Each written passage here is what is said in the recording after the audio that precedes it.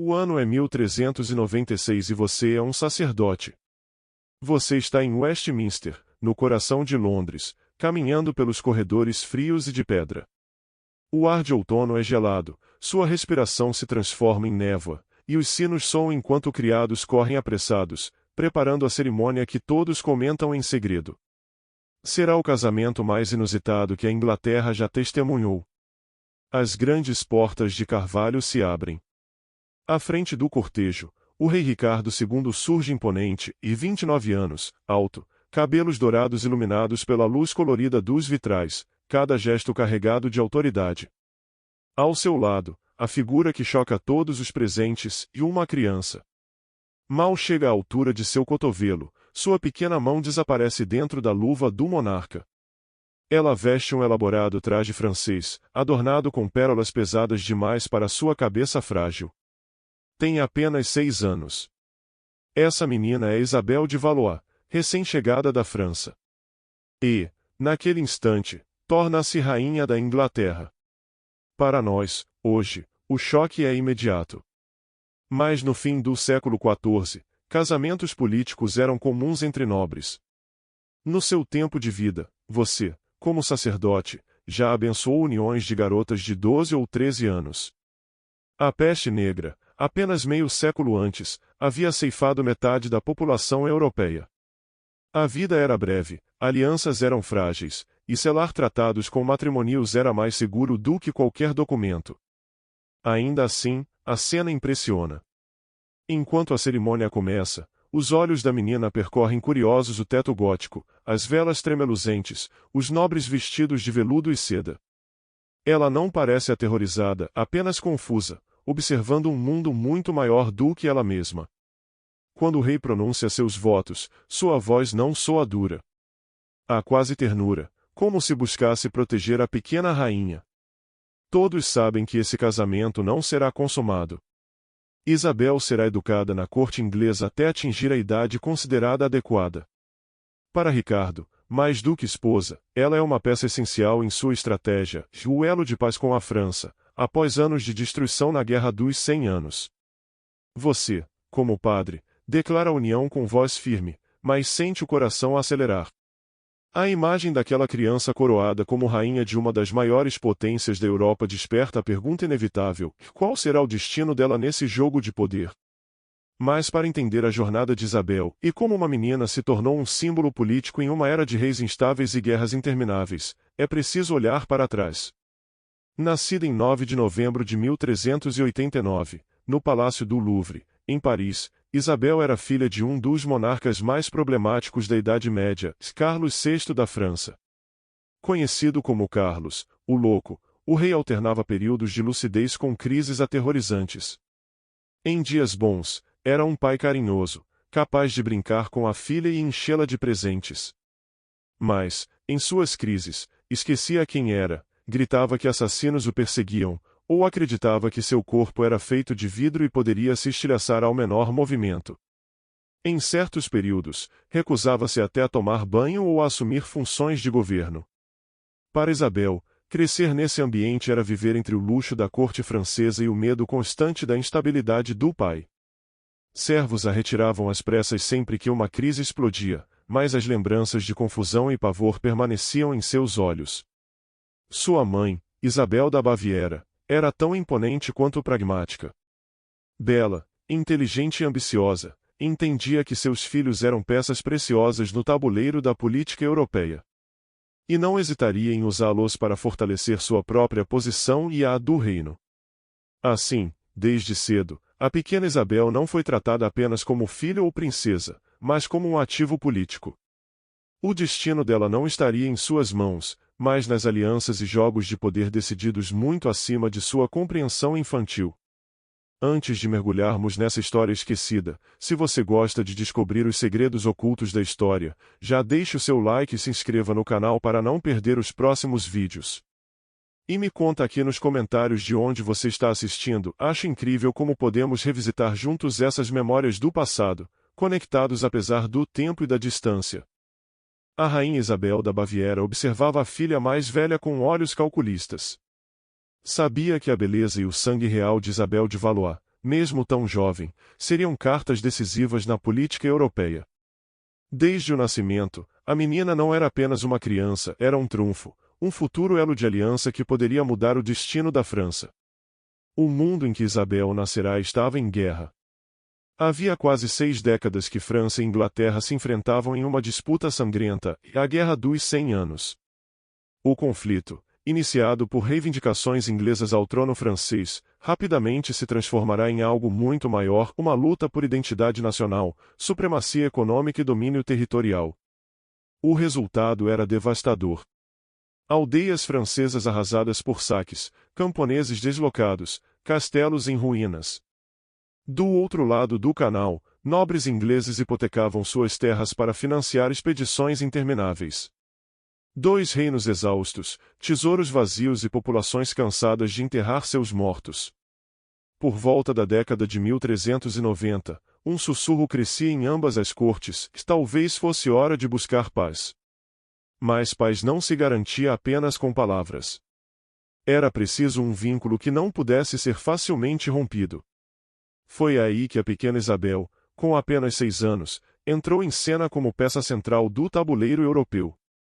A ideia de casá-la com Ricardo II da Inglaterra surgiu em 1395, durante negociações secretas entre embaixadores dos 2 países.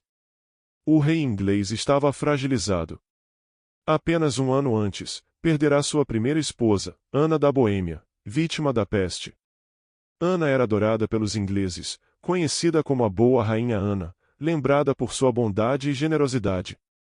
A morte de Ana mergulhou Ricardo em luto profundo e deixou um problema grave: o rei estava sem herdeiros. Para qualquer monarca medieval, essa era uma ameaça existencial. Conselheiros pressionavam pela necessidade de um novo casamento. No início, Ricardo resistia. Seu vínculo com Ana havia sido raro, um casamento real baseado em afeto. Recolocar outra esposa ao seu lado parecia atrair a memória dela. Mas quando os franceses chegaram com uma proposta ousada, Ricardo começou a escutar. A oferta incluía o que nenhum rei em tempos de guerra recusaria: uma dote colossal de 800.000 francos, dinheiro suficiente para sustentar a corte e aliviar os cofres vazios. Ainda mais tentadora era a promessa de uma trégua de 28 anos, tempo suficiente para uma geração crescer sem ouvir o som das espadas. Havia, contudo, um obstáculo óbvio: e Isabel tinha apenas 6 anos. Mesmo para os padrões medievais, era cedo demais. A maioria das alianças políticas acontecia com meninas de 12, 13 anos. Os críticos temiam o escândalo, ainda que discreto. Mas os negociadores franceses viam nisso uma vantagem. Uma rainha tão jovem seria como uma página em branco, criada entre ingleses, educada nos costumes locais, cresceria para ser tão inglesa quanto francesa, transformando-se em símbolo vivo da reconciliação. A corte de Ricardo se dividiu. Alguns viam a prudência da proposta, o dinheiro, a trégua, a chance de aliviar pressões internas. Inglaterra precisava de estabilidade, ainda mais com a ameaça constante da Escócia ao norte e revoltas na Irlanda. Outros, porém, sentiam desconforto em imaginar uma criança coroada rainha, mesmo sob promessa de não consumar o casamento até que tivesse idade apropriada. E foi aí que surgiu outro detalhe curioso. Observadores notaram que, ao ver o retrato em miniatura de Isabel enviado pelos franceses, Ricardo reagiu de forma inesperada. Não como um homem que encontrava uma futura esposa, mas como alguém que via uma criança vulnerável, necessitada de cuidado. Alguns sussurraram que, talvez, o rei visse nessa união a chance de assumir também um papel paterno. As negociações duraram meses. Embaixadores cruzavam o canal repetidas vezes para discutir cláusulas minuciosas. Cada detalhe da vida futura de Isabel foi colocado no papel: ela manteria damas e servas francesas ao seu lado, poderia continuar a praticar costumes de sua terra natal e teria direito a escrever cartas para a família em Paris. A proteção mais importante foi gravada explicitamente no tratado: o casamento não seria consumado até que Isabel atingisse maturidade física. Um cuidado diplomático que buscava blindar a jovem de abusos e reforçar a imagem de uma aliança baseada em honra, e não apenas em conveniência. Enquanto isso, Em Paris, a menina Isabel seguia brincando com suas bonecas, sem saber que cada riso infantil ecoava nos corredores de poder da Europa. Enquanto segurava pequenos brinquedos de madeira, seu destino já estava sendo selado em selos de cera e fitas de seda. Em Paris, as damas de companhia começaram a ensinar Isabel de Valois a pronunciar palavras em inglês. Costureiras trabalhavam dia e noite para preparar um enxoval digno de uma futura rainha. A menina de 6 anos foi informada de que se casaria com um grande rei do outro lado do mar. Mas, para ela, tudo soava tão distante quanto os contos de fadas que ouvia antes de dormir. A cerimônia de casamento, de fato, aconteceu 2 vezes, reflexo da complexidade diplomática que cercava aquela união. A primeira ocorreu em 31 de outubro de 1396, no porto de Calais, território inglês em solo francês. Isabel tinha apenas 7 anos. A cerimônia foi relativamente discreta, restrita a nobres de alto escalão e diplomatas dos 2 reinos. Ainda assim, o peso histórico era imenso. No grande salão do castelo de Calais, Isabel apareceu em um vestido de tecido dourado, tão carregado de bordados e pérolas que precisava de ajuda para caminhar. Ao seu lado, Ricardo II, já adulto e rei estabelecido, ajoelhou-se para ficar à altura da menina. Quando ela hesitou diante da multidão de olhos fixos, o rei levantou suavemente seu queixo para encorajá-la. Os cronistas registraram o gesto como prova de sua paciência e cuidado. 1 ano depois, Isabel foi coroada rainha em Londres, na majestosa abadia de Westminster. O acontecimento atraiu tamanha multidão que se dizia que alguns chegaram a perder a vida esmagados na ânsia de ver a famosa rainha criança. A cidade inteira foi tomada pela curiosidade. O cortejo atravessou as ruas de Londres em um espetáculo calculado. Isabel foi carregada em uma liteira decorada com rosas inglesas e flores de lis francesas, símbolos da união entre as 2 coroas. Sobre a cabeça, uma coroa feita sob medida para seu tamanho. Atrás dela, damas da alta nobreza inglesa carregavam sua longa cauda, escolhidas não apenas por protocolo, mas para servir como suas guardiãs e instrutoras. 2 povos a observavam com expectativas distintas. Para os ingleses, a criança representava a promessa de paz com a França. Para os franceses, era a garantia de que a aliança seria cultivada dentro do coração da Inglaterra. Isabel, ainda mal compreendendo as palavras que ecoavam da multidão, acenava e sorria como havia sido ensinado. As celebrações seguiram com banquetes e espetáculos que duraram 3 dias. Malabaristas, músicos e encenações teatrais exaltavam a glória futura que se esperava desse matrimônio. Isabel sentava-se ao lado de Ricardo na mesa principal, imitando com cuidado as boas maneiras que suas tutoras francesas lhe haviam ensinado. Enquanto a corte brindava a sua saúde, ela comia pouco, observando mais do que participando. Mas mesmo entre tanta pompa, alguns cortesãos mais experientes se perguntavam em silêncio quanto tempo aquela paz resistiria. Tratados medievais, por mais elaborados, eram frágeis. E Ricardo II, apesar de sua oposição, não era unanimidade entre a nobreza inglesa. Muitos o acusavam de dar ouvidos demais a favoritos e de ser complacente demais com a França. Por ora, Isabel estava segura em seu novo lar. O rei lhe concedeu aposentos próprios em Westminster, rodeada por uma casa cuidadosamente composta por servos e damas tanto inglesas quanto francesas. Sua rotina passou a ser preenchida com lições, não apenas de línguas e etiqueta, mas também de costumes específicos da corte inglesa. Aprendeu a fazer reverências à maneira britânica, a preferir vinho em vez de cerveja e a ajustar seu sotaque francês ao inglês da corte. Ricardo demonstrava atenção especial. Visitava frequentemente os aposentos da jovem rainha, trazendo presentes raros, pássaros exóticos da Irlanda, livros ilustrados de Oxford, instrumentos musicais fabricados por artesãos londrinos. Parecia desfrutar da companhia dela, e Isabel, por sua vez, passou a esperar por essas visitas com a mistura de formalidade e carinho que definia a sua relação em comum. Na corte, não faltavam outras crianças.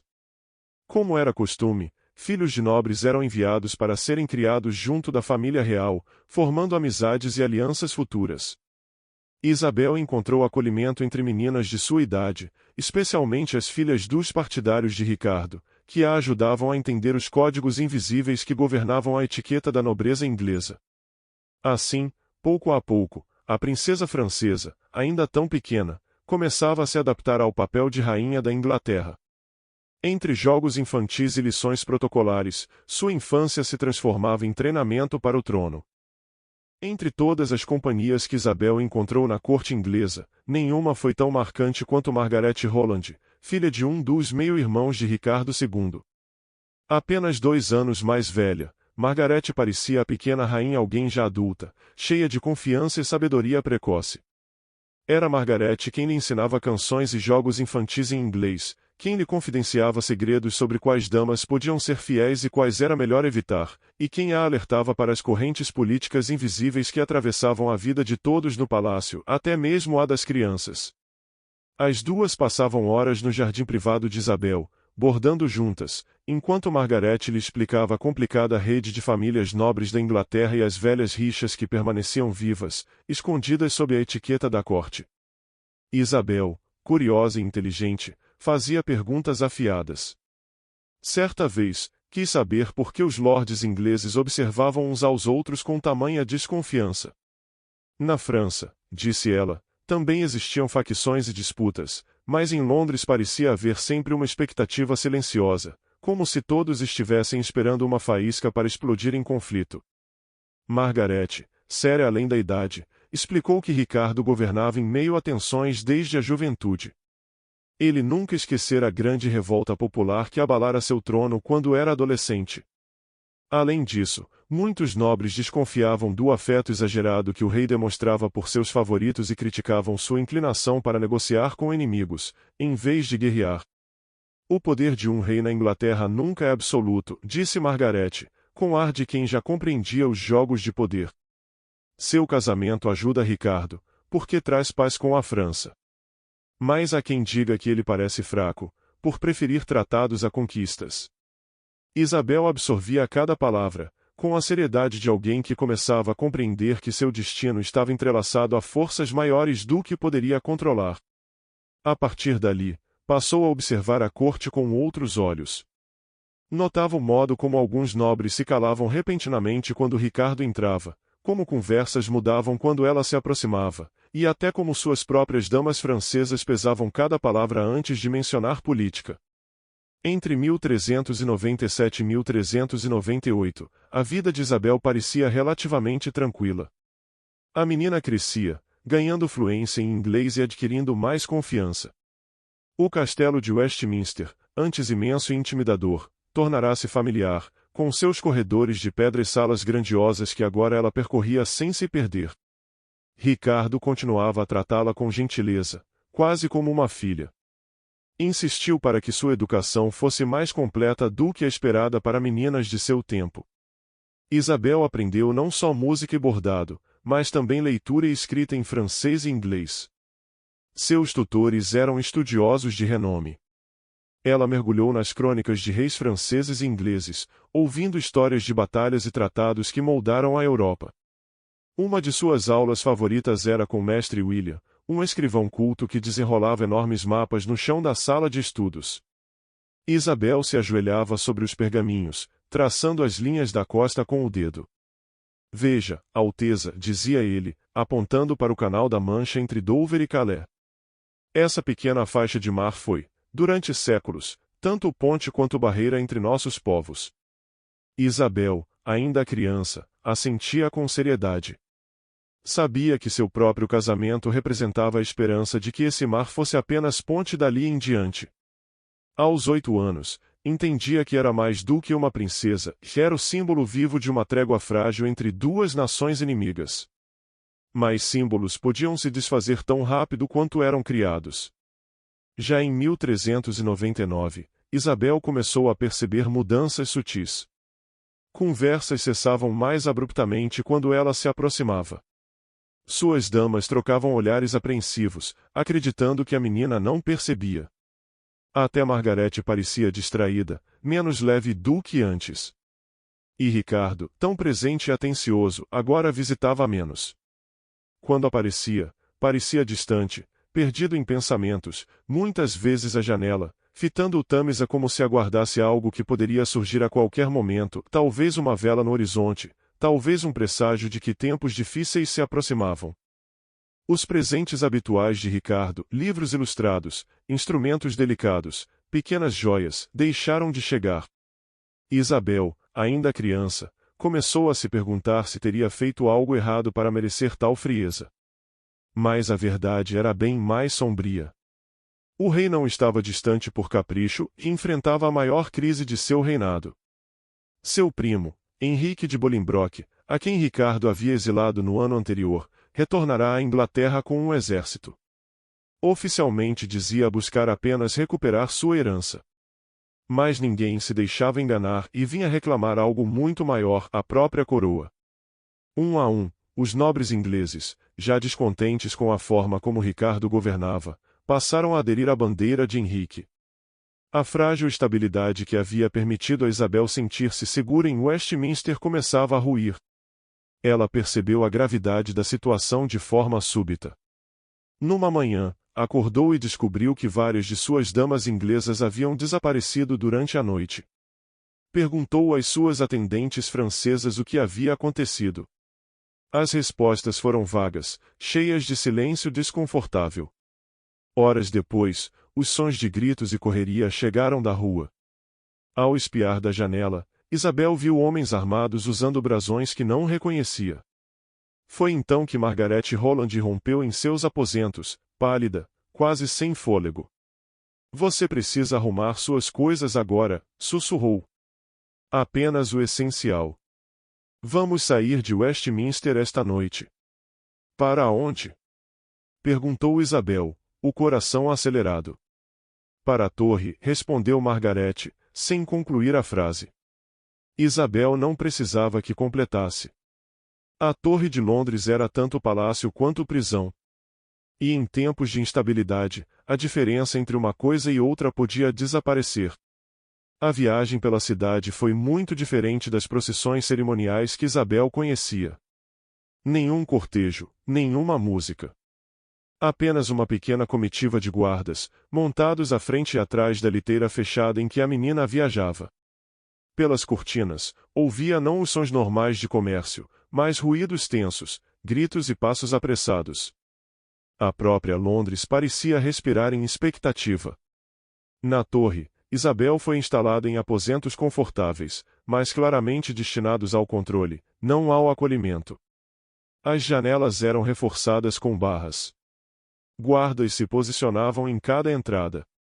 Suas damas francesas foram autorizadas a permanecer, mas quase todas as inglesas haviam sido dispensadas. Pela primeira vez desde que chegará à Inglaterra, Isabel se sentiu realmente isolada. 2 dias depois, Ricardo foi visitá-la. A transformação do rei era chocante. O homem confiante e generoso que a encantara havia se tornado irreconhecível. Suas roupas estavam amassadas, o cabelo desgrenhado, e os olhos, selvagens, lembravam a Isabel os acessos de loucura do próprio pai, Carlos VI. Ele ajoelhou-se diante dela, repetindo o gesto que fizera em seu primeiro encontro. Minha querida criança, disse, a voz carregada de fadiga. Temo que nossas circunstâncias tenham se tornado difíceis. Explicou que havia homens questionando seu direito de reinar, dispostos a destruir a paz conquistada com a França. Isabel, agora com 9 anos, já não era a mesma criança ingênua que chegará da corte de Paris. Com a seriedade precoce que o ambiente lhe exigia, fez a pergunta direta. O senhor ainda é rei? Ricardo sorriu, mas o sorriso era amargo.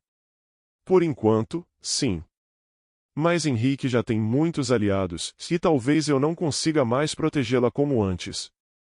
O diálogo que se seguiu foi diferente de qualquer outro que já haviam tido. Pela primeira vez, Ricardo não falava com Isabel como se fosse apenas uma criança, mas como alguém que precisava compreender a realidade nua e crua da política. Contou que Henrique não apenas reclamava terras, mas o próprio trono.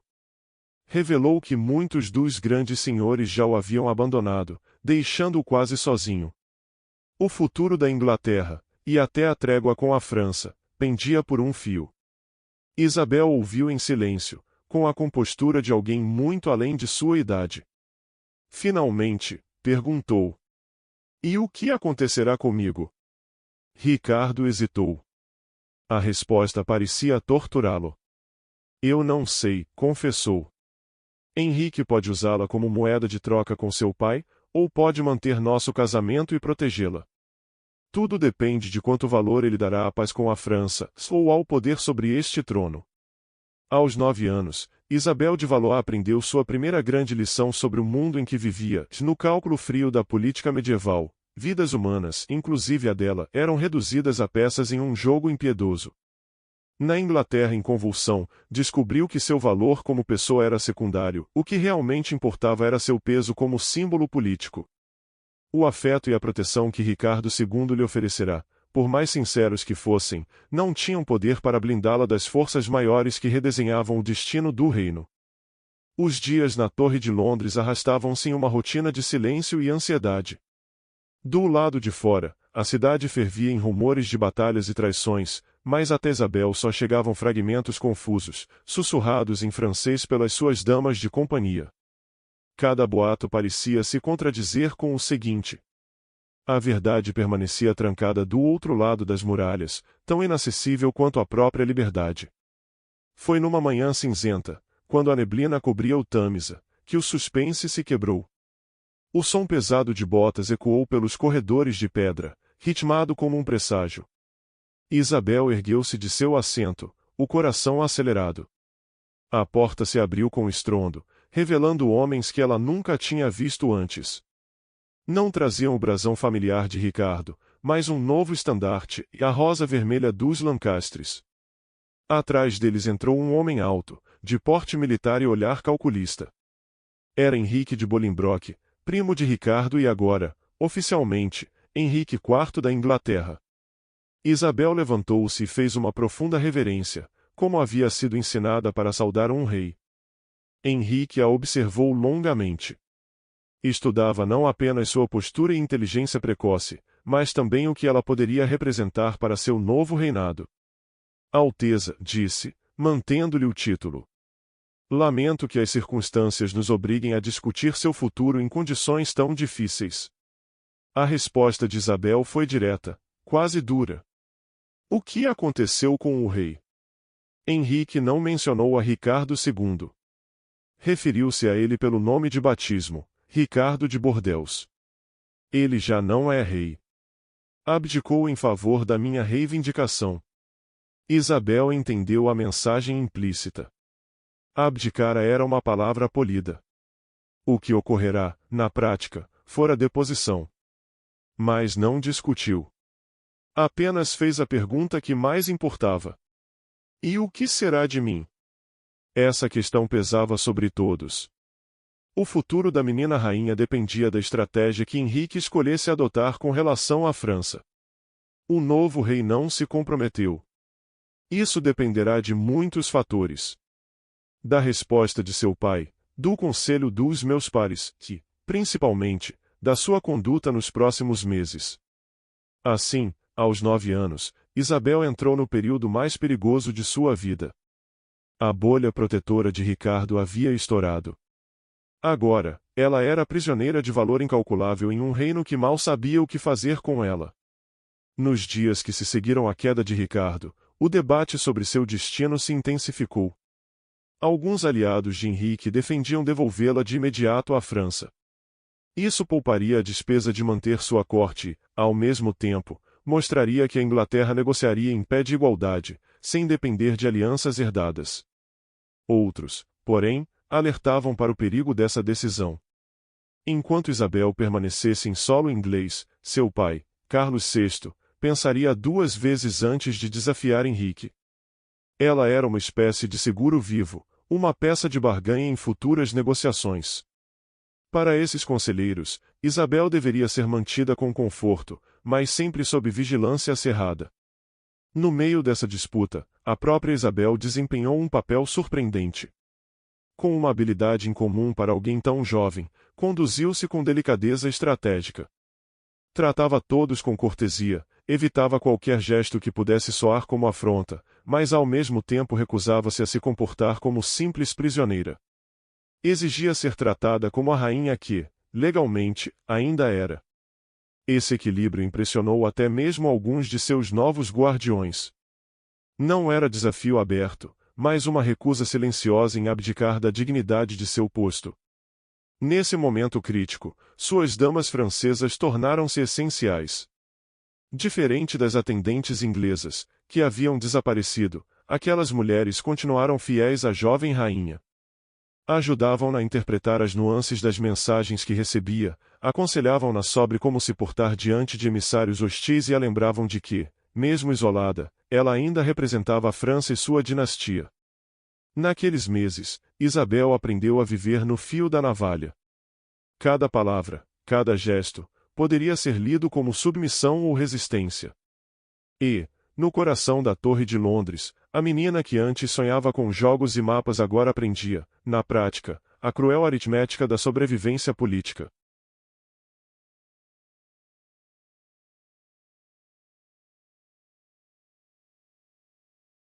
Dentro da torre, Isabel recebia conselhos de sua dama mais próxima, Madame Duzy. Lembre-se sempre, Alteza, dizia ela. Aos olhos da lei, você ainda é rainha da Inglaterra. E, para a corte francesa, continua sendo filha de um rei. Henrique pode usar a coroa, mas não ousou dissolver seu casamento nem rasgar o tratado. Enquanto isso não acontecer, você mantém valor. E, onde há valor, existe esperança. Era um fio tênue ao qual se agarrar, mas a esperança vinha acompanhada de medo. Rumores começaram a infiltrar-se nas paredes grossas da torre e Ricardo, o rei deposto, estaria morto. Primeiro falava-se em doença, depois em acidente. Com o tempo, sussurros mais sombrios chegaram que Henrique teria ordenado sua morte em Pontefract. Quando a notícia foi confirmada, Isabel sentiu o chão se abrir. Nunca amou Ricardo como marido, era impossível, ainda sendo apenas uma menina. Mas ele havia sido gentil, protetor, quase uma figura paterna desde que deixou a França. Sua morte não era apenas uma perda pessoal. Era a ruptura final com a vida que construiu em terras inglesas. Pior, o modo de sua morte trazia presságios sinistros. Se Henrique ousar eliminar um rei ungido e coroado, o que impediria que descartasse uma princesa francesa quando julgasse conveniente? Esses temores logo ganharam forma. No início de 1400, chegou o ultimato e Isabel poderia retornar à França, mas somente se reconhecesse Henrique IV como legítimo rei da Inglaterra e renunciasse a qualquer direito ao trono como viúva de Ricardo. Do ponto de vista de Henrique, o acordo era brilhante. Se Isabel aceitasse, seria como admitir que seu casamento perderá validade com a queda do marido. Ele se livrava das amarras do antigo tratado de paz sem ter de expulsar à força uma criança rainha. Para Isabel, a escolha era cruel. Aceitar o exílio significava admitir que seus 3 anos como rainha não tinham valor. Recusar, por outro lado, poderia condená-la a permanecer prisioneira indefinidamente, usada como peça de barganha. Tinha apenas 10 anos. 10 anos e precisava tomar uma decisão que moldaria a relação entre duas coroas rivais. Até mesmo seus conselheiros franceses estavam divididos. Alguns defendiam que retornasse logo a Paris e estaria sob os cuidados da família e, com o tempo, poderia encontrar novo casamento. Outros a encorajavam a resistir, a manter-se firme como viúva legítima de Ricardo II e, portanto, ainda rainha da Inglaterra de direito. Isabel, sozinha, oscilava entre essas vozes. Uma parte dela sonhava em voltar para casa, rever irmãos e sentir-se segura novamente. Outra parte sabia que ceder seria trair a memória de Ricardo e, talvez, abandonar a paz que ele tentará garantir com sua própria vida. No fim, a escolha não foi dela. O rei francês, Carlos VI, em um de seus raros momentos de lucidez, enviou mensagem direta que exigia que a filha voltasse à França imediatamente. A instrução vinha acompanhada de ameaça velada: se os ingleses demorassem a libertá-la, Paris consideraria o atraso um ato de hostilidade. A pressão funcionou. Henrique não podia arriscar uma nova guerra com a França logo no início de seu reinado. Rapidamente, a corte inglesa concordou com a partida. Os termos de sua saída foram redigidos de modo ambíguo, permitindo que cada lado interpretasse a situação a seu favor. Para uns, Isabel regressava por vontade própria. Para outros, era devolvida como prisioneira de luxo. O retorno aconteceu no verão de 1401. A travessia foi marcada por sentimentos mistos. Isabel deixava para trás os aposentos em Westminster onde aprenderá inglês, os jardins onde brincava com Margaret Holland, o grande salão onde fora coroada. Lembranças que a acompanhariam por toda a vida. Ao mesmo tempo, a França para a qual voltava já não era a mesma. Nem ela era a mesma. Agora falava francês com um leve sotaque inglês, preferia modas londrinas às parisienses e carregava hábitos de etiqueta que não combinavam com os costumes da corte de seu pai. A menina de 6 anos que partiu de Paris não existia mais. Em seu lugar, voltava uma jovem de 11 anos, marcada por uma experiência que ninguém na França poderia compreender totalmente. O reencontro com os pais foi agridoce. O rei Carlos estava mergulhado em um de seus piores surtos de loucura, perseguido por inimigos invisíveis, recusando-se até a reconhecer seus próprios filhos. A mãe, Isabel da Baviera, recebeu a filha com alívio, mas também com a frieza de quem já pensava nos próximos passos políticos. Isabel voltava para casa, mas não havia mais lar que a acolhesse como antes. Quando o rei Carlos VI finalmente emergiu de seu período de loucura, algumas semanas após o retorno de Isabel, sua reação foi desoladora. Olhou para a filha com estranheza, como se tivesse esquecido que ela havia sido rainha da Inglaterra. Para ele, o casamento parecia um detalhe apagado pela névoa da doença. Já sua mãe, Isabel da Baviera, recebeu-a de forma bem diferente. O abraço foi verdadeiro, mas o olhar calculista deixava claro que enxergava na filha não apenas uma criança que voltava ao lar, mas uma peça política. Como viúva de um rei inglês, Isabel carregava um título raro, e esse status poderia servir à diplomacia francesa. Além disso, seus anos em Westminster faziam dela uma fonte preciosa de informações sobre a corte inimiga. Logo, conselheiros franceses começaram a sondá-la. Perguntavam sobre as defesas de Londres, sobre a lealdade dos nobres Henrique IV, sobre as riquezas do reino. Isabel respondia com cuidado, oferecendo apenas o essencial, mas nunca detalhes que pudessem ser usados para planejar novas guerras. Ela estava de volta à França, sim, mas parte de si ainda se sentia ligada à Inglaterra, às damas que a educaram, às crianças com quem brincara, ao próprio Ricardo, que a tratava com gentileza. Os meses seguintes foram de adaptação. Com apenas 11 anos, Isabel já havia passado por experiências que muitos adultos jamais enfrentaram, foi rainha, prisioneira e peça de barganha. Agora, precisava descobrir qual seria seu papel dali em diante. Seu título fazia dela uma noiva cobiçada.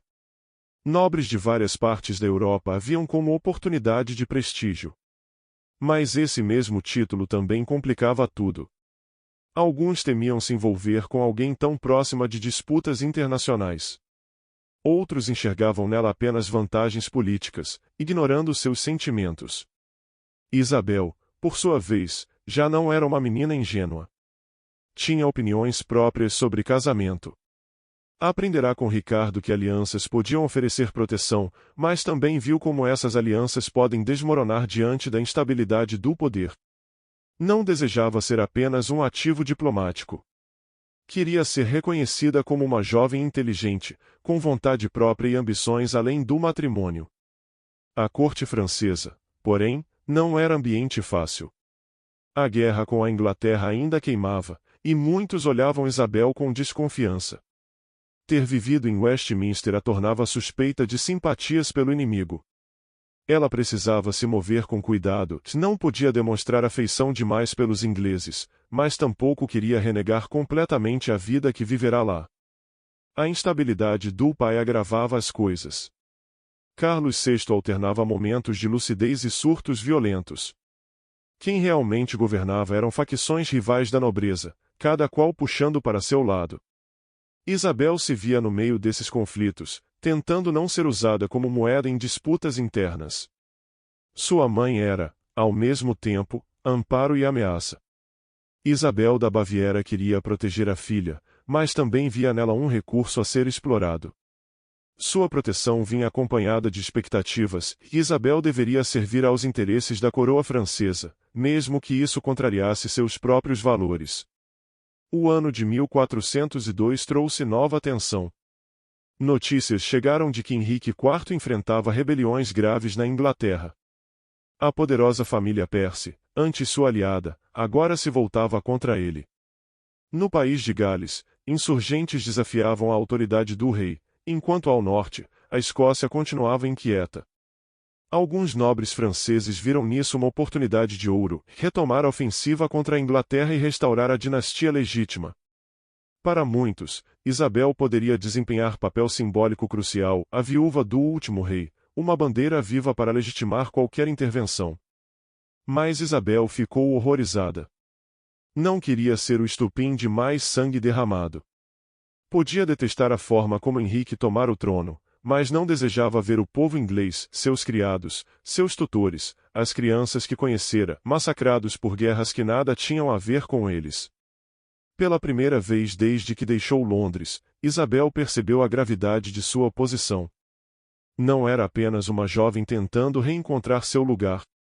Era uma ponte entre dois mundos inimigos e, dependendo de como fosse usada, poderia se tornar tanto instrumento de paz quanto de destruição.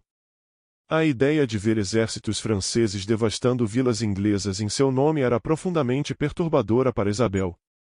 Quando lhe pediam opinião sobre uma possível invasão, ela escolhia cada palavra com cuidado. Alertava que uma guerra custaria milhares de vidas em ambos os lados. Lembrava que, mesmo impopular, Henrique IV poderia unir seu povo em torno da defesa da pátria. E lembrava ainda que a Inglaterra, com suas defesas naturais e longa tradição militar, não seria um inimigo fácil de derrotar. Sua prudência rendeu críticas. Alguns nobres franceses a acusaram de nutrir lealdades divididas, de ser a meio inglesa após tantos anos em Westminster. Mas sua postura também encontrou defensores entre vozes mais moderadas, que viam nas relações pacíficas com a Inglaterra um caminho mais vantajoso para a França do que uma nova guerra. Foi nesse clima de tensão que, em 1403, Isabel recebeu uma proposta que mudaria sua vida. Enviados do Duque de Orleans, Carlos, seu primo e um dos homens mais poderosos da França, aproximaram-se com intenções claras de casamento. Carlos tinha 29 anos, exatamente a idade de Ricardo II quando se casou com Isabel. Mas, dessa vez, a diferença parecia menor. Isabel estava prestes a completar 14 anos, já não era uma criança entregue aos caprichos da política, mas uma jovem com vivências e opiniões próprias. Do ponto de vista francês, a união era estratégica. Mantinha Isabel dentro da família real, evitando que sua mão fosse usada por potências estrangeiras. Além disso, a ligava a uma das cortes mais sofisticadas da Europa. O duque era conhecido não apenas como comandante militar, mas também como patrono das artes e das letras. Para Isabel, havia algo mais. Recordava-se de ter encontrado o primo algumas vezes na infância e guardava dele lembranças de cortesia e delicadeza. Agora, ele não lhe aparecia como um guardião distante, mas como alguém capaz de ser um verdadeiro parceiro. As negociações aconteceram em meio ao caos inglês.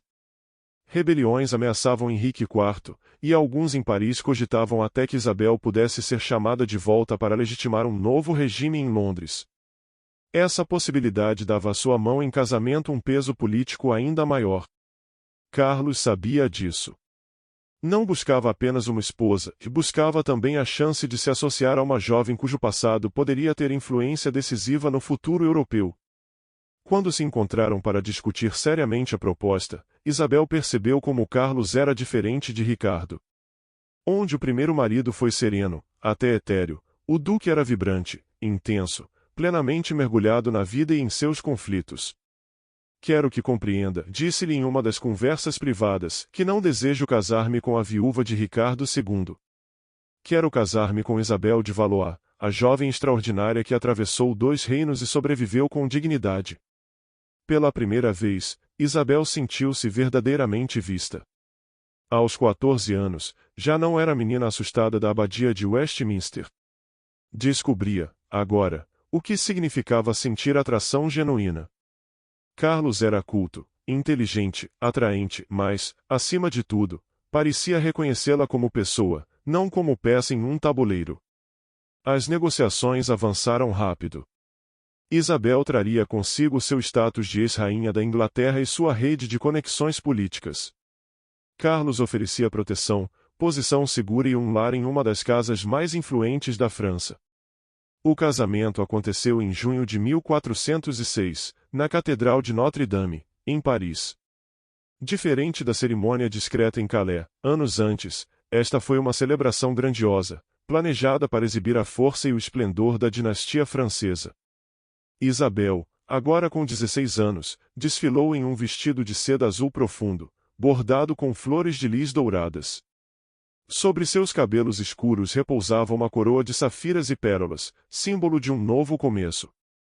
A multidão aplaudia não apenas uma noiva, mas uma jovem que, em pouco mais de uma década, viveu o que muitas pessoas não viveriam em toda uma vida, e rainha da Inglaterra, prisioneira de Estado e, agora, duquesa de Orleans.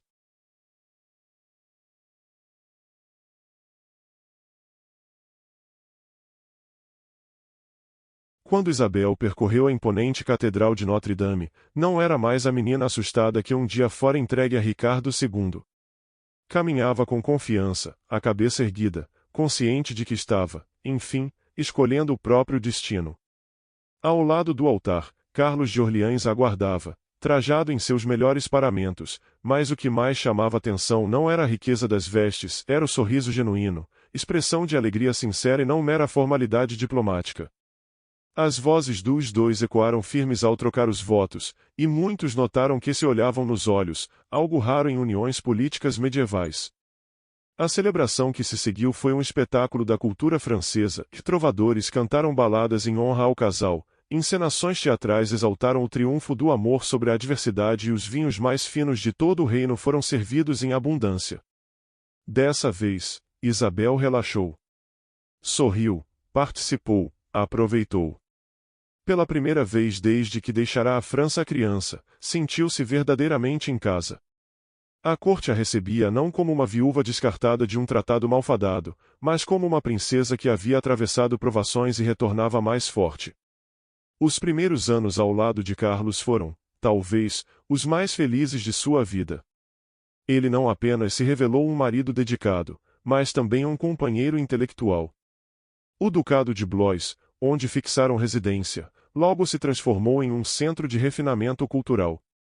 Poetas, estudiosos e artistas de toda a Europa encontravam acolhida ali, sustentados pelo mecenato do casal.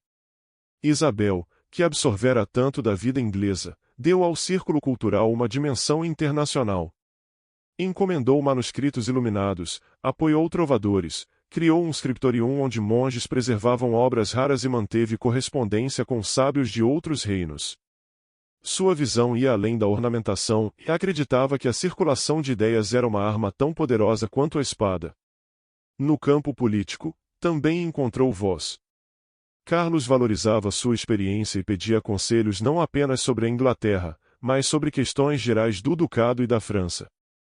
Isabel deixou de ser uma simples consorte para se tornar parceira ativa na governança, aprendendo a equilibrar as responsabilidades familiares com o peso da política. Em 1407, nasceu a primeira filha do casal, Jane. Para Isabel, a maternidade foi vivida com intensidade. Determinada a dar à filha a presença que não tivera em sua própria infância, insistiu em amamentá-la pessoalmente, ignorando os protestos de médicos da corte, que consideravam tal prática indigna de uma duquesa. Ao segurar a pequena Jane nos braços, Isabel sentiu uma completude inédita. Prometeu, em voz baixa, tanto em francês quanto em inglês, que a filha teria escolhas que a ela haviam sido negadas. Carlos, por sua vez, revelou-se um pai atencioso. Mesmo em meio às obrigações militares e políticas, encontrava tempo para visitar o berçário, contar histórias e contemplar o sono tranquilo da menina. Era um retrato de felicidade doméstica, raro para a época. Mas, fora das paredes de Blois, o mundo seguia turbulento. Da Inglaterra vinham relatos de que Henrique IV continuava a enfrentar rebeliões e intrigas. A instabilidade parecia não ter fim. Mais preocupante ainda era a situação interna da França. O rei Carlos VI, cada vez mais debilitado pela doença mental, deixava vácuos de poder que logo eram preenchidos por nobres ambiciosos. O mais proeminente entre eles era Luís de Orleans, irmão do rei e sogro de Isabel. Como parente mais próximo, reivindicava para si o direito de governar durante as crises do monarca. Entretanto, sua autoridade era contestada pelo Duque de Borgonha, que reunia seus próprios aliados e cultivava uma visão diferente para o futuro do reino. A rivalidade entre os orleanistas e os borguinhões começava a rachar o país de dentro para fora. Isabel, que acabará de encontrar paz, percebeu que a mesma França que lhe dera novo lar estava prestes a mergulhar em conflitos tão intensos quanto aqueles que deixou para trás na Inglaterra. Nos primeiros anos de casamento, Isabel acreditava que as disputas entre Orleans e Borgonha eram apenas mais uma das tantas rivalidades que agitavam a corte francesa.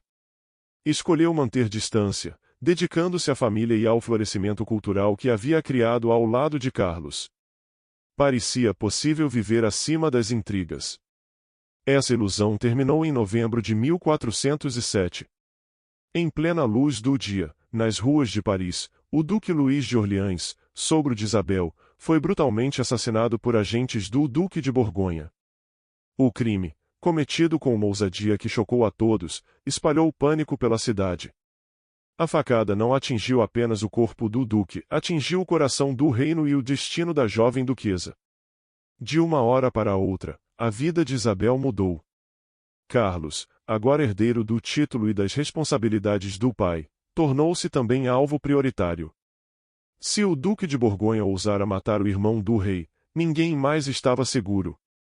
A família de Isabel passou a viver sob vigilância constante e guardas em cada corredor, cartas inspecionadas, deslocamentos restritos. O clima alegre da corte de Blois deu lugar ao peso sombrio da guerra civil. Carlos, o marido gentil e amante das artes, transformou-se diante dela. O desejo de vingança endureceu sua expressão, sua fala, seus gestos. Reunia aliados, levantava exércitos, planejava retaliações. Isabel o apoiava, mas no íntimo temia o preço que o conflito cobraria. Já havia visto, na Inglaterra, como a violência política podia devastar um reino inteiro. Agora temia que a França trilhasse o mesmo caminho.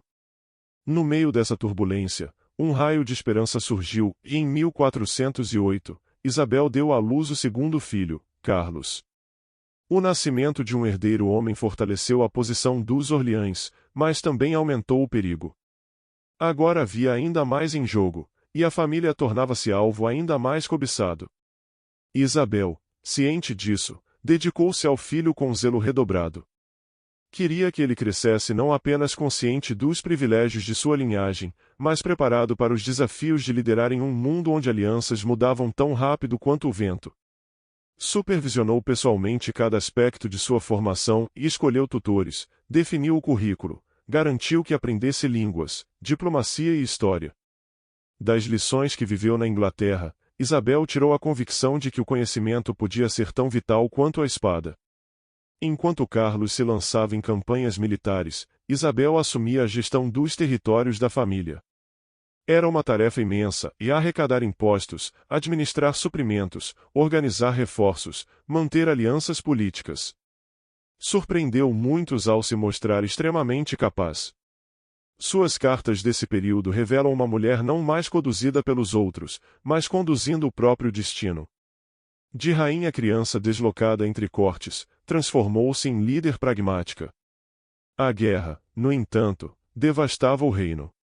Vilarejos eram incendiados, colheitas saqueadas, rotas comerciais interrompidas. O povo comum sofria como sempre, esmagado pelos interesses de senhores poderosos. Isabel, talvez recordando sua própria infância de medo e incerteza, não fechou os olhos a esse sofrimento.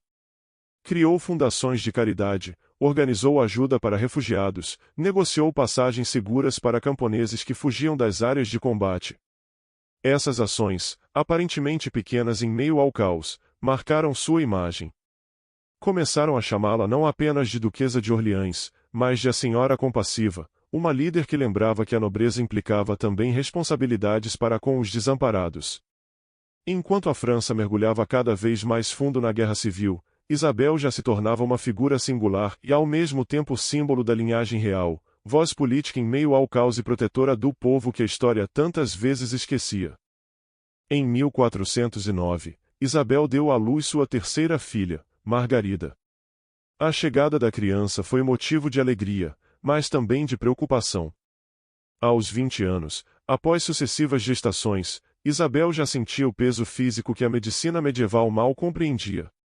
Sabia, no entanto, o suficiente para reconhecer os riscos que enfrentava a cada parto. Dessa vez, tomou precauções. Consultou os melhores médicos disponíveis, seguiu conselhos de cuidado e deixou instruções detalhadas para o futuro de seus filhos caso algo lhe acontecesse.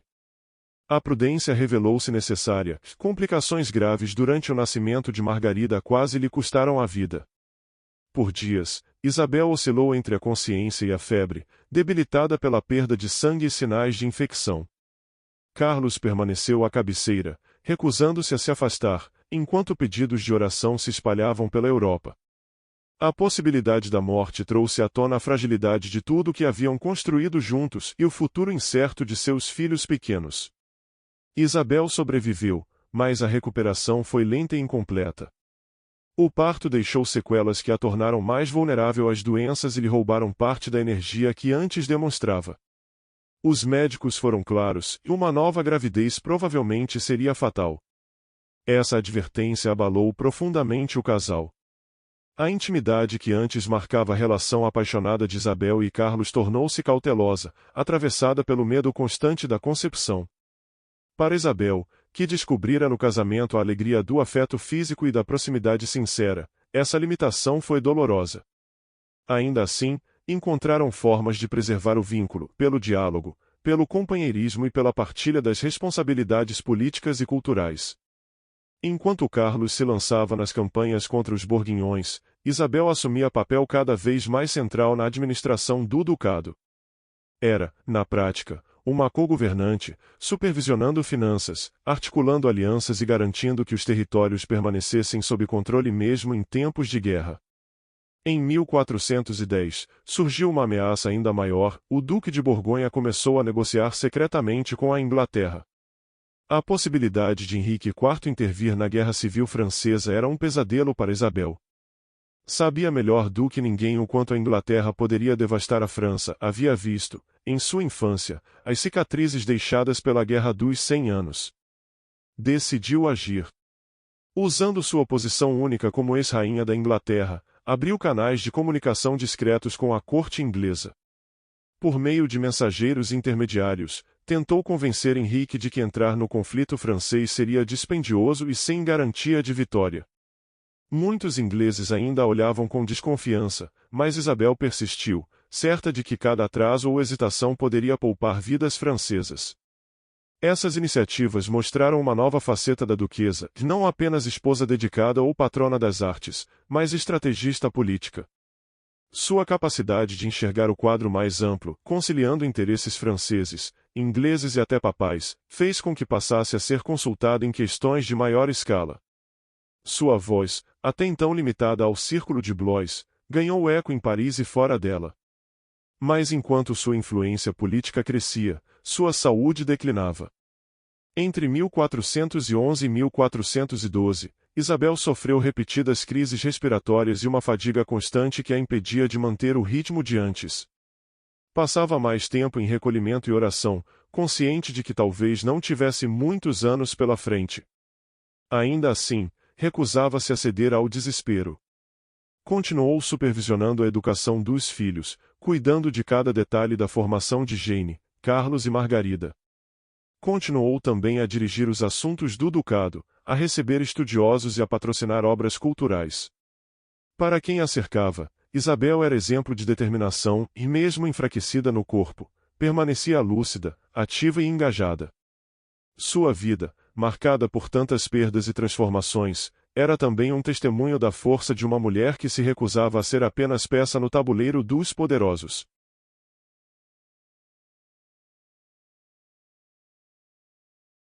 Na primavera de 1409, parecia haver uma luz no horizonte.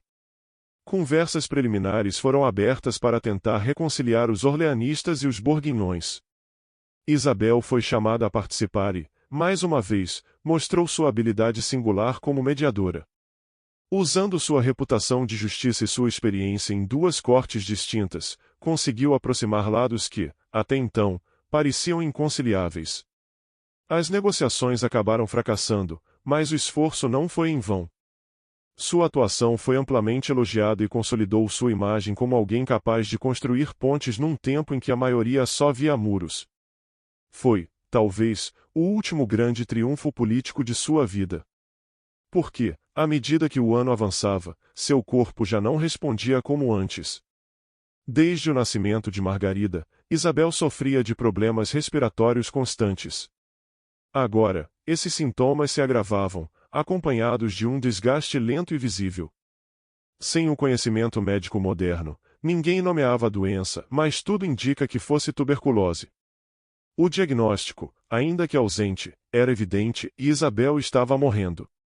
Ela enfrentou essa perspectiva com a mesma coragem que mostrou desde a infância. Organizou documentos, deixou instruções minuciosas para a educação dos filhos, e assegurou que aliados políticos continuassem a sustentar a posição da família mesmo após sua partida. Não se tratava apenas de despedir-se da vida, era de garantir que o esforço de anos não fosse perdido com sua morte. Nos meses finais, Isabel manteve uma rotina ativa sempre que possível. Supervisionava a educação das crianças, revisava correspondências, orientava conselheiros. Recusava-se a ser apenas uma doente confinada ao leito. Aqueles que a cercavam relatam como sua determinação em não se entregar tornou-se exemplo de resiliência. Na noite de 13 de setembro de 1409, aos apenas 20 anos, Isabel de Valois faleceu. A mulher que fora, sucessivamente, rainha da Inglaterra e duquesa de Orleans, deixava este mundo após uma vida breve, mas marcada por intensidade incomum. O cortejo fúnebre que levou seu corpo até o convento dos Celestinos, em Paris, foi um dos maiores já vistos na França medieval. Nobres, clérigos e emissários de toda a Europa compareceram para prestar homenagem. Para uns, ela era lembrada como a criança rainha que simboliza a paz entre Inglaterra e França. Para outros, como a duquesa culta e compassiva que ajudou a sustentar seu povo em meio ao caos. Para Carlos de Orleans, contudo, era a perda de uma esposa amada e de uma parceira de vida. O jovem viúvo mergulhou em luto profundo. Embora tenha se casado novamente, jamais deixou de recordar a alegria e a parceria que viverá ao lado de Isabel. Sua memória permaneceu viva em poemas e lembranças, sombra constante no coração do marido. Seus filhos levaram adiante partes de seu legado. Jane, a primogênita, foi criada sob os valores que a mãe tanto prezava, de coragem, compaixão e o uso consciente dos privilégios da nobreza. O pequeno Carlos cresceria para se tornar patrono das artes e poeta, ecoando o espírito cultural que Isabel cultivava. E Margarida, ainda criança na época da morte da mãe, seria lembrada como portadora do sangue de uma mulher que marcou gerações. Politicamente, sua ausência foi devastadora. Sem sua voz moderadora, a guerra civil entre orleanistas e borguinhões tornou-se ainda mais amarga e violenta. O sonho de reconciliação que Isabel personificava desmoronou, e a França entrou em um período de destruição e instabilidade que ecoaria por décadas. Mas o impacto de Isabel transcendeu seu tempo. Sua vida provou que, mesmo em uma era em que mulheres eram tratadas como peças de xadrez em jogos diplomáticos, era possível afirmar dignidade, inteligência e humanidade. Séculos depois, cronistas e historiadores ainda evocavam sua coragem, não apenas para criticar a prática de casamentos infantis, mas também para destacar como, dentro das limitações impostas, Isabel construiu espaço próprio. Sua história inspira não só pelo que realizou, mas pelo que representa, e a resistência silenciosa, a liderança compassiva e a lembrança de que até nas estruturas mais opressivas há espaço para atos de coragem. Isabel de Valois morreu jovem, mas viveu como poucos. Rainha, duquesa, mãe, mediadora, sobrevivente. Sua vida curta foi também um testemunho eterno de como a humanidade pode florescer mesmo em meio à política mais dura e às tragédias mais cruéis. Julgar a vida de Isabel de Valois apenas com os olhos do presente seria um erro. Ela nasceu em um mundo que via crianças reais como moedas diplomáticas, peças em jogos de poder que podiam decidir o destino de reinos inteiros. No entanto, dentro dessas amarras, conseguiu algo extraordinário, transformar-se em uma mulher que construiu significado e deixou uma marca duradoura. Suas uniões, primeiro com um rei inglês muito mais velho, depois com um duque francês poderoso, nasceram de necessidades políticas, não de escolhas pessoais. Ainda assim, Isabel encontrou nelas algo raro na Idade Média: respeito mútuo, companheirismo e afeto genuíno. Essa capacidade de transformar arranjos impostos em parcerias verdadeiras revela não apenas sua inteligência, mas também sua humanidade. O período em que viveu foi marcado por violência, instabilidade e desconfiança. Guerras civis, tratados quebrados, facções rivais disputando o poder, tudo isso fazia parte do cenário cotidiano. Não se tratava de falhas individuais, mas de um mundo onde sobrevivência e legitimidade eram constantemente testadas. O mérito de Isabel foi navegar nesse ambiente hostil sem perder sua integridade, cultivando compaixão mesmo quando tudo ao redor parecia conspirar contra. Sua história lembra que a história, com H maiúsculo, não é feita apenas de exércitos em marcha ou reis derrubados. É feita também de indivíduos. Pessoas que amaram, sofreram, escolheram e resistiram. Isabel escolheu não ser apenas vítima das circunstâncias. Escolheu agir, intervir, proteger seus filhos, apoiar seu marido e buscar caminhos de paz para seu povo. E, nessa escolha, criou um legado que sobreviveu muito além dos tratados e batalhas de sua época. Ao olhar para trás, vemos em Isabel tanto os limites quanto as possibilidades da condição humana. Sim, ela foi constrangida pelas expectativas de gênero e pelas imposições políticas de seu tempo. Mas também encontrou brechas para exercer agência, para pensar, falar e agir de forma autêntica. Foi resiliente, foi astuta, foi corajosa. Mostrou que felicidade pessoal e responsabilidade política não precisam ser mutuamente excludentes. O mundo medieval em que ela viveu era duro e implacável. A vida era curta, a infância, efêmera, e alianças políticas eram frequentemente seladas à custa de vidas humanas. Mesmo assim, Isabel conseguiu cultivar beleza, oferecer bondade e construir relações significativas. Não apenas sobreviveu, mas também criou sentido, para si mesma, para sua família e para os que a lembraram. Seu legado não é de vitimização, mas de triunfo sobre circunstâncias que teriam esmagado espíritos menos determinados. Ao final, a vida de Isabel é um lembrete poderoso, que cada época tem suas contradições morais, mas em todas elas encontramos pessoas que lutaram para transcender as limitações do seu tempo. Compreender Isabel é compreender algo essencial sobre nós mesmos. Somos todos moldados pelas forças históricas que nos cercam, mas nunca estamos totalmente presos a elas. Sempre existe espaço para a escolha, para a coragem e para a construção de significado. Essa foi a lição deixada pela jovem rainha e duquesa que, mesmo morrendo tão cedo, conseguiu viver mais plenamente do que muitos em longos reinados. Se esta jornada pelo passado tocou você, deixe seu like, inscreva-se no canal e compartilhe este vídeo com quem também gosta de descobrir as histórias esquecidas da história. E me conta nos comentários qual parte da vida de Isabel mais te impressionou. Até o próximo vídeo.